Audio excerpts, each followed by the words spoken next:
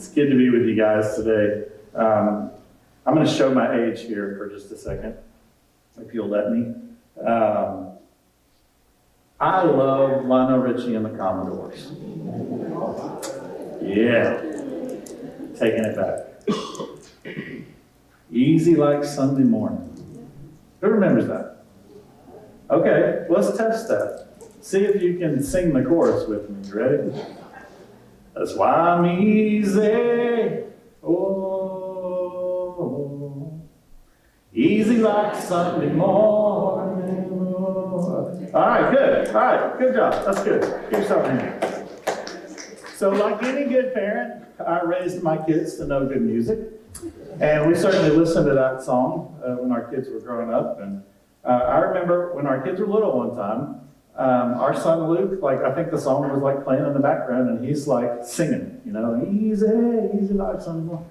And then Haley, our oldest, comes whipping around the corner, and she says, there ain't nothing easy about Sunday mornings in this one.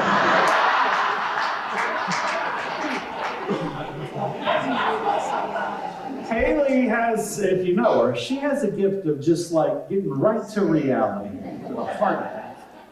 She get it from her mama, which is good because Luke and I are probably more of the dreamers, and if it weren't for Carrie and Haley, we'd be living in a van down by the river. But let me just say this, the fishing pole collection would be fantastic. As if it's not already, right? That's what Carrie's over there thinking. But there's easy, and then there's reality. And I'm thankful for people in my life who helped me to know the difference. The reality, like I said, for a family like ours, Sundays are just icing on the cake. They're beautiful, but they're not easy. Many of you have a day of the week that's probably not the easiest day of the week. But truthfully, following Jesus any day of the week is not easy, is it? Is it easy? Yeah, if anybody ever tells you it is or tries to sell you that, they are not walking close. Because following Jesus is not easy. And that leads us to our bottom line for the morning. The reason is because easy doesn't require trust. But following Jesus does require a tremendous amount of trust.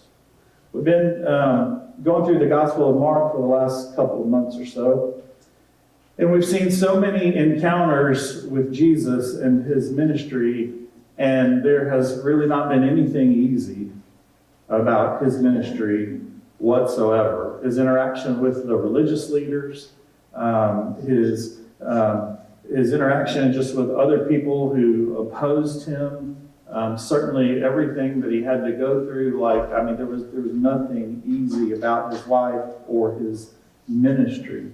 And last week, Jennifer did a beautiful job at helping us to get this picture of something that's not easy. It's upside down greatness, this upside down view of the kingdom. And as we've unpacked the Gospel of Mark, and as you follow along, hopefully, in your reading plan that we've made available, you've seen that the things that Jesus teaches about the kingdom, the way of the kingdom, are completely different than the way of the world. They're very upside down because they are completely against the world's ideology and what the world says that we should do, which is typically the easiest path, but not following Jesus. So when we come to today's text, we're going to be in Mark chapter 12. We're going to see once again a window into a moment where Jesus contrasts with doing what's easy that actually looks really good and looks right and everybody thinks is right. But then there's somebody else in the moment who does what is not easy, that requires a tremendous amount of trust, and Jesus points at her and says, this is actually the picture of the kingdom. This is the picture of what it looks like to have a faith that's not built on ease and convenience, but a faith that can support something like the weight of our life, the weight of our eternity, is actually built on sacrifice. It's actually built on the heart of worship. It's built on a completely different perspective. It's built on trust. And so where we're at today is we come Palm Sunday. This is the day, of course, where Jesus, if you've been walking with God for a while, or maybe you grew up in church, you know that this is the day that Jesus arrives in Jerusalem for the last time. He arrives in the city before his crucifixion. And from the outside perspective, it looks like an easy Sunday morning. There's like a parade that's happening. And Jesus is fulfilling this 500-year-old prophecy of the prophet Zechariah, where he says that the king is going to enter in on the back of a foal, a colt of a donkey, a young donkey. And this is to symbolize that this king will be a peaceful king in humility, and not the king that the Romans think about that comes in like blazing swords on chariots that's going to overthrow, or that the Jews think about, rather it's going to come and overthrow the Romans by force and power. Zechariah had a very different prophecy of what the king would look like. And as Jesus enters, they lay their cloaks down and palm branches, and they shout, as we sang earlier, Hosanna. And it's this beautiful moment of celebration that it looks like Jesus is in this parade and he's coming and he is going to be crowned as king, is what people were thinking. But that's not why he went to Jerusalem the way that he went there that day. He didn't come to be crowned. He actually came to lay down his crown, to do something in humility, to give himself for us. And as the week unfolds, the tensions in the city get higher and higher, that you'll read about this week if you're following along in the plan. The opposition grows. Jesus exposes hypocrisy. He confronts the religious system, perhaps the strongest that it's ever been confronted, I'm sure. And just that disdain for him and that tension grows thicker every day. And things are lining up. They're falling into place for what happens on Friday. But by the time we get to Tuesday, a lot's shifted in this celebration. And it's moved from like this celebration to this major confrontation against the religious leaders and the system, because Jesus is exposing something that everybody looks at and says, this is the way it's supposed to be, and this is holy, and this is right. And Jesus peels back the curtain between this moment where he observes the people giving their offerings, and you have these wealthy people that are giving a lot, and then you have this widow who actually gave a very small amount, which we'll see in a second. And Jesus says she's actually the one who's chosen the way of the kingdom, because she gave everything she had. It was easy for the wealthy people, but not easy for the widow, which brings us back to our bottom line, that because easy doesn't require trust, and following Jesus does. Now, when you and I think about widows and widowers in our context, we have a different picture than what would have been the reality back in this day. Because in Jesus' day, widows, they faced extreme poverty, vulnerability, very low social status. They didn't have their husband to protect them, protect their financial security any longer. They were often targets of exploitation, kind of like some of our seniors are today. I mean, we all hear the stories, and you may know somebody. I do. In fact, I had lunch with a friend this past week, and he was telling me that his mom, who's a widow, fell prey to this telephone scam. And through a series of questions that she answered and information that she gave, because she trusted, she was vulnerable, like they took everything that she had in her savings account, which is like $35,000. And so there's always been this exploitation of those who are vulnerable, and we're going to see it here in this moment. This widow's life was far from easy. She relied on the generosity and the protection of others, and she had to trust God's provision for everything that she had. So, Mark chapter 12, starting in verse 38, if you read along. Excuse me. As he taught, Jesus said, "Watch out for the teachers of the law. They like to walk around in flowing robes and be greeted with respect in the marketplaces, and have the most important seats in the synagogues and the places of honor at banquets. They devour widows' houses, and for a show make lengthy prayers. These men will be punished most severely." Jesus sat down opposite the place where the offerings were put and watched the crowd putting their money into the temple treasury. Many rich people threw in large amounts, but a poor widow came and put in 2 very small copper coins worth only a few cents. Calling his disciples to him, Jesus said, "Truly I tell you, this poor widow has put more into the treasury than all the others." It's an upside-down kingdom. They all gave out of their wealth, but she, out of her poverty, put everything, all she had to live on.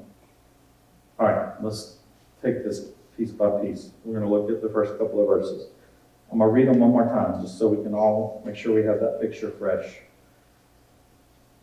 As he taught, Jesus said, "Watch out for the teachers of the law. They like to walk around in flowing robes and be greeted with respect in the marketplace, and have the most important seats in the synagogues and the places of honor at banquets. They devour widows' houses, and for a show make lengthy prayers, and these men will be punished most severely." Jesus is trying to help his disciples see that if it looks right, but it actually doesn't have a cost, it ain't right. It's not trusting God. Not everything is as it appears. Now, Jesus is teaching at this point in this area of the temple called the Court of Women. And this is a place where women are permitted, because remember back in that day, women had very low social status and they couldn't go all the way into different areas of the temple. They could go to this place though.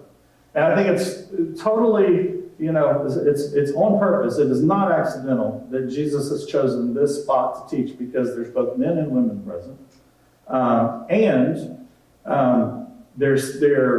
in the Court of Women is where the temple treasury is. This is where the offering boxes were.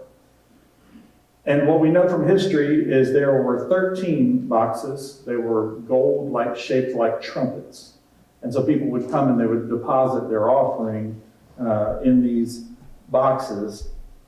And it's no accident that these boxes are placed here, right? So everybody can give, not just the men, but everybody. They're trying to maximize. And Jesus warns that the teachers of the law, also the scribes, they were the lawyers of the day, they liked the show. They liked the pomp and circumstance. They liked the attention. They liked the honor. They liked the respect. They dressed the part. They talked the part. They loved all of the attention. They were respected and honored by others. They were esteemed. They made big public prayers. And when you see these guys, you would think those guys are so holy. And they liked it. They knew that everybody thought of them that way. But in verse 40, Jesus says, watch out, because not everything looks right. Not everything that looks right actually is right. It says they devour widows' houses, which means that they're exploiting this vulnerable population. They're supposed to protect them. In that day, when a woman's husband passed, if there was not another male in line in the family that could assume legal authority for her and for the estate and financial authority, they would appoint the religious leaders, they would appoint the laws and the scribes. So they had all of the power in these matters. And Jesus says they devour their estates, they devour their houses, they deceive them, they manipulate them. Their faith was not costing them. It was built on manipulation and ease and convenience. It was a faith of personal benefit, not personal sacrifice. Not every religious leader did this, but it was a common practice. So Jesus wants us to see that if it looks right, but it costs nothing, then it's not trust. It's not real faith. Let's go on to verse 41. Jesus sat down opposite the place where the offerings were put in, and he watched the crowd putting their money into the temple treasury. Many rich people threw in large amounts. Jesus sees what other people miss. He takes a second to people watch. Now, keep in mind, this is Passover week. So in the Jewish faith, if you're a Jew, a good Jew, you're going to make the pilgrimage to the holy city, to Jerusalem, during Passover week. The city of Jerusalem, at any given time, the population averaged like 25 to 30,000 people. During Passover week, at any particular moment, there could be 300,000 people in the city. That's 10 times the amount. That is a lot of people watching. And so there's a lot of people. There's a lot of money being contributed to the temple, to the ministries. And he says that the rich people are throwing in the large amounts. And other people saw these wealthy people put their donation in the box. They would have probably thought, oh man, those guys are holy. They got it all together. They're giving so much. They know how to worship. But Jesus is not impressed. He saw beyond that because he sees what others miss. Other people saw a faith that looked like it was built on sacrifice, but it wasn't. And Jesus saw that it was built on something else. It was built on a lower hanging fruit. Giving when it's easy and when there's an abundance, I mean, that's easy to do. But when we look at the widow, it wasn't easy for her to give. She gave everything that she had. This text is not about tithing. It's not about giving offerings. That's not like the intention that Jesus has through this text. But I can tell you from personal experience from our family that those seasons when it was really difficult to trust, it wasn't easy, and we were obedient, man, did it deepen our faith, and did it cause us to rely and depend on God's provision like nothing else could have. That requires trust. Jesus saw the rich people giving out of their abundance of wealth. They're given big portions. It looks spiritual. It looks sacrificial.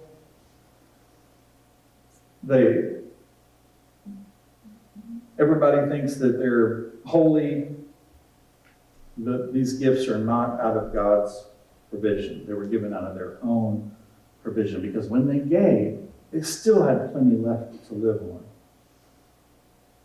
And Jesus keys in on that when nobody else does because he sees what other people miss.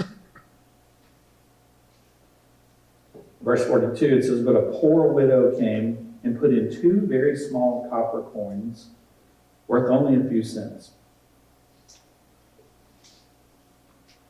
Jesus observes something that most people probably missed because they wouldn't have been paying attention to the widow. They'd been paying attention to the show with the wealthy religious people.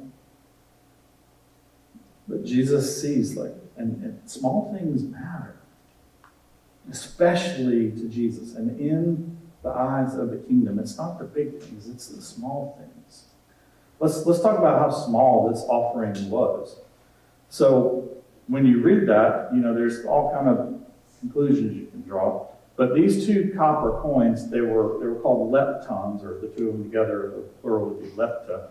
And they were worth, each one was worth 1/64. Well, by the way, that was like the smallest denomination of currency that was in circulation. They were worth 1/64 of a day's wage, or what was called a denarius. So think about that fraction, 1/64. So she put in 2, which would have been like 1/32nd, or you can flip those and do the math and figure out what the percentage actually, but 1/32nd of a common laborer's day's wage. I want you to think about minimum wage. So if minimum wage is $7.25 an hour, and you worked an 8-hour day without, which it was not back then, you worked an 8-hour day without taking a break, and you got $58, a 32nd of that would be about $1.86. Our economy is way stronger, and this is way more money than it would have been back then, which is why Mark uses the term just a few cents, or why the translators use that term. Now, you can't buy anything for $1.86, can you? We were on the road traveling last week, and I stopped at a gas station. I was like, I'm hungry. I don't have time to pull over and eat. I'm going to get a candy bar. And God was like, oh, no, you don't. I put that candy bar on the counter. It was $4 and some change. I was like, no, you keep the candy bar. Got it. I don't need a candy bar. Examine. You can't get anything for that. So, I mean, it's a small amount of money that she puts in. And it's not about the portion. It's actually about the proportion of what she does. Because God can, when we have very little, and a lot of times we overlook this. We think, if it's not perfect, if we can't give, whether it's money or something that somebody needs, and we can't give it like at a large percentage, or we don't have a lot of something, like we tend to shy back and we feel shame about that, or like, no, I don't really have that much. But Jesus says, no, all you gotta have is just a little. Remember a while back we talked about the story, if you were here, the feeding of the 5,000? There were like thousands of people present. And they didn't have anything, and this little boy is like, well, I brought my lunch. I had like 5 loaves of bread and 2 fish, and Jesus multiplied that and fed thousands, because he takes the very little that we're willing to give. That little boy gave everything that he had in that moment. He takes everything that we're willing to give, and he just multiplies it out. Because that's the upside down nature of the kingdom, because small things matter. Verse 43 and 44. Calling his disciples to him, Jesus said, truly I tell you, this poor widow has put more into the treasury than all the others. They all gave out of their wealth, but she gave out of her poverty, put everything in, all she had to live on. Jesus calls his disciples over. He says, I want you to know that trusting me and following me, like, it has a cost. It requires something from us. A few weeks ago, we talked about that Greek word for trust, pisteuo, the same word for faith. It literally means like you put your weight into something, like your full weight. Like you did when you sat down in that chair this morning. You trusted that it was going to hold you. You put your full weight into it. Like if that chair breaks, there's a cost, right? At my age, it's the cost of the trip to the chiropractor. If I'm lucky, that's the minimum thing, right? But there is a cost. Because when we trust, we're putting it all on the line. When we are trusting God with everything we have, we are trusting that the weight of that faith is going to support us in every possible need that we might have. And that's what this widow was doing. She gave everything she had. She put her full weight and trust in God, and it was not about the amount. It was about her faith and her trust. And that's the picture in the kingdom of God. Her gift was actually a real sacrifice. And just a few days from then, Jesus was going to do the same thing. He was going to give everything. He was going to give his life. One sacrifice beyond what we can imagine.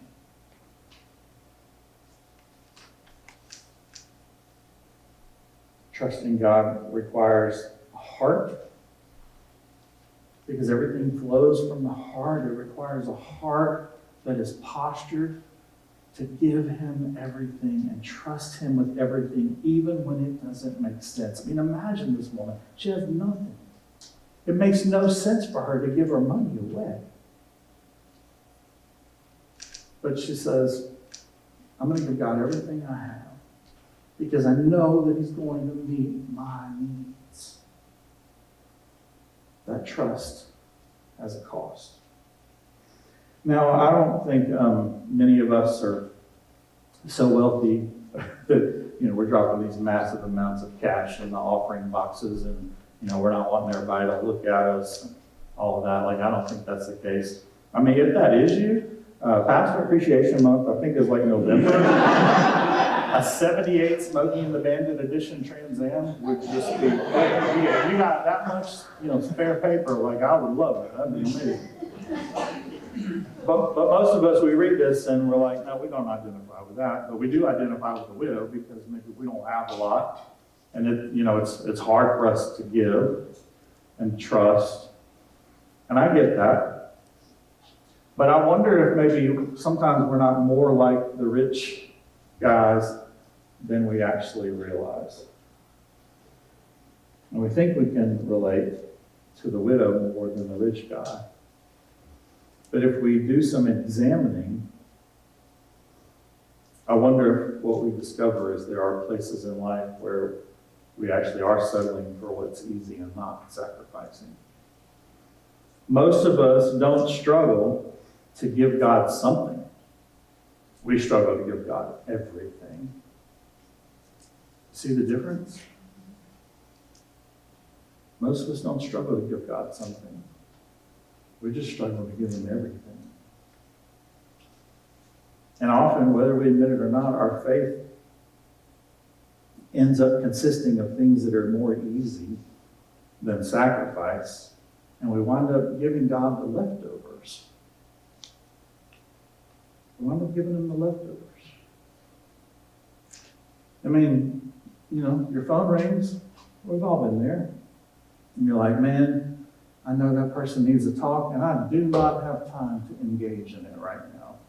I know they could use my help, but it is not a good time. It is not convenient. That's easy, right? You have a friend in need, and you know you could help meet that need. You're like, yeah, but what happens if something happens and I need that? Whether it's a tool or a resource, or whether it's money. What happens if something happens and I need that? Yeah, I better hold on to it. That's easier. Right? And God, I know what the scripture says about giving, but I can't. Right now, this stage of this season of my life, I just can't. I got to work on building up my rainy day fund. Or, something might come up, like, my car's always breaking down, like maybe I probably need to have some money in the bank for that. That's easy. That's easy. But following Jesus is not about doing what's easy. It's about trusting. It's so easy to release your abundance. But living sacrificially, man, that requires trust. We live in a culture that is built on ease, don't we? Everything is about trying to make it easier, make it more efficient. maximizing. I'm so guilty of this. Everything's faster, it's more convenient, it's on demand, it's customizable, it's instant access, it's same day delivery or next day delivery. I mean, how many of you get as frustrated as I do when your Amazon order is delayed a day? Like, what do you mean? It's delayed. It's sitting in Greenville. Like, why can't somebody drive it here? Or it's out for delivery. Surely they're going to deliver it. It's 11 o'clock, Danny. You think they're going to come at 11 o'clock? Well, they could. It says it's coming. Do you really need that today? No, but I'm going to need it. Right? I mean, that is how we're conditioned now. I mean, how many of you, you're like trying to log into a streaming service or something, and like it wants you to change your password and all that for the 14th time this month, and you're about to lose your religion? I mean, it's ease and convenience. That's the climate that we live in. And when it's not easy, when it's not convenient, it creates a great tension inside of us because we don't like waiting. We definitely don't like being uncomfortable. We want to be in control. We like control. We like to control our schedule. We like to control our stuff. We like to control the pace in relationships. We like to control the exchange of intimacy in relationships. We certainly like to control our finances. And if we can't, it creates tension, creates pressure. But we all know that control is just an illusion. It doesn't really exist at all. Although I'm not saying that we need to live recklessly. I mean, Jesus is clear, build your house on the sand. We're taught to be wise as a serpent, harmless as a dove. Prudence is important. Stewarding our resources, all of that is important. We are accountable to God for those things. That's important. But our faith has got to be built on faith, on trust. And that desire, that need to control, we get into that mindset, that cripples our faith. It limits our faith. It undermines our faith. Faith that is centered around convenience and ease, rather than sacrifice and trust, can't endure. It can't support. It won't last. It will burn. Because easy doesn't require trust. And following Jesus does. If we're being honest, sometimes we're a lot more like the religious leader. Because we want a faith that we can control. We want a faith that's convenient. We want a faith that looks good, that feels good, that's accessible. We want a faith that's predictable. Well, we wouldn't say that, but deep down, if we search ourselves, I wonder if that's not really true. It almost can't help be. If you think about the time and the day and age and the world that we live in, it is influencing our faith. It is influencing our decisions of how we trust or don't trust and how we follow or don't follow. And it's undermining, it's eroding the ability to completely depend on the provision of God. We live in a time that's built around ease, and if we're not careful, our faith is built around the same thing. And it will look right on the outside, and it might even feel good, because it fits our schedule, it fits our control. But in reality, it's not costing us. But nobody likes sacrifice. I mean, that's why they call it sacrifice, right? But we've got to learn how to sacrifice in our faith. Because when you have to feel that tension, when you have to feel that pressure, man, that cultivates something, it shapes something, it builds something. And that's the kind of faith that endures. It's easy to give God your leftovers. But giving him your first, giving him your best, setting aside and dying to your own desires for the sake of obedience, that's what shapes your faith. I'm going to give you 3 questions that I want you to wrestle with this week. Take a picture of them, write them down. You can grab them on your way out, little tables. But I want us to really reflect and see ourselves in this moment with these 2 people. With the wealthy and with the widow. The first question is this: where has my faith become easy? The second, where am I giving God leftovers instead of my first and my best? And thirdly, what am I holding on to because it feels too risky to trust God? I want you to really think about these things. Spend some time getting really honest with God. And if you've got somebody in your life that you trust to speak truth to you, ask them these questions and say, what do you see? And don't defend, just listen to what they have to say. In just a minute, the team is going to come up. And we're going to sing a song that is an old song. It's a song that we used to sing a long, long time ago. Some of you, most of you, maybe not are going to know it. Some of you may not. But I want you to make this song your prayer. It's a declaration of trusting God with our whole heart. It's a declaration of repentance, going, God, I don't know that I've done this well at all, but I want you to examine me. I want you to look into my heart. I want you to show me, God, where my heart is not pure, where my heart is not right. And God, I want you to expose that and bring me back to what is pure, what is true, what is faith and trust. So I'm going to ask you to stand. What we're going to do is we're going to pray the first part of the song together. We're going to pray this out loud together. So I want you to pray it with me as we read together on the screen.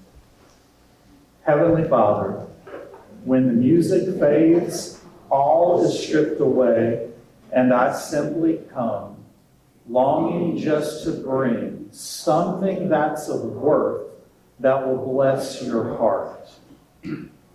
I'll bring you more than a song, for a song in itself is not what you have required. You search much deeper within. Through the way things appear, you're looking into my heart. I'm coming back to the heart of worship, and it's all about you. It's all about you, Jesus. I'm sorry, Lord, for the thing I've made it. When it's all about you, it's all about you, Jesus.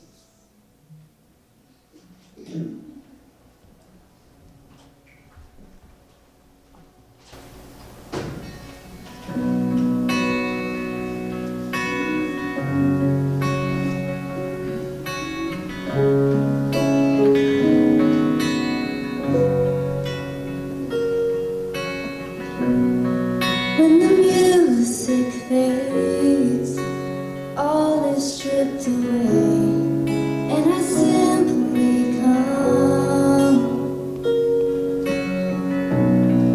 longing just to bring something that's of worth that will bless your heart. I'll bring you more than a song, for a song in itself is not what you have required. You search much deeper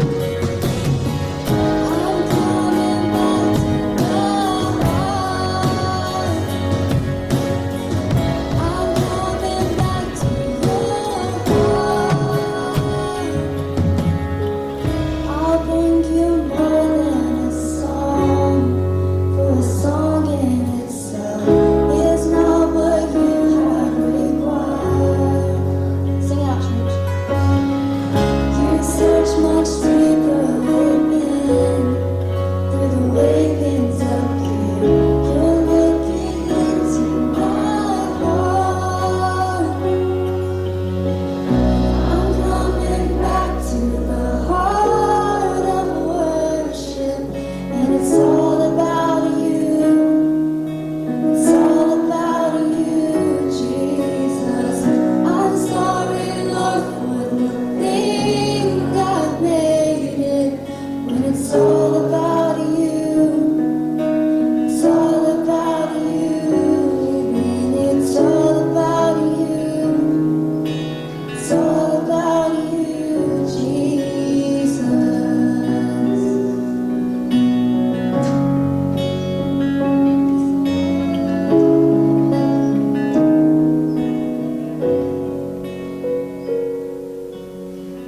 Jesus, it's all about you.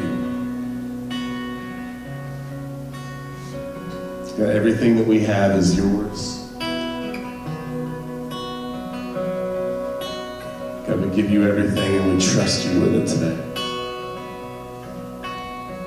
God, give us the courage to take those steps, to trust you in the areas where we've struggled to trust you for so long. God, would you show yourself to be strong and true? God, that you'll do what you say you're going to do, that you will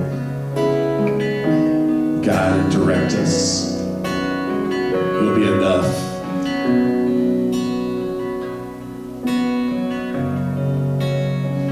Bring us back to the heart, Jesus. We love you and we praise you.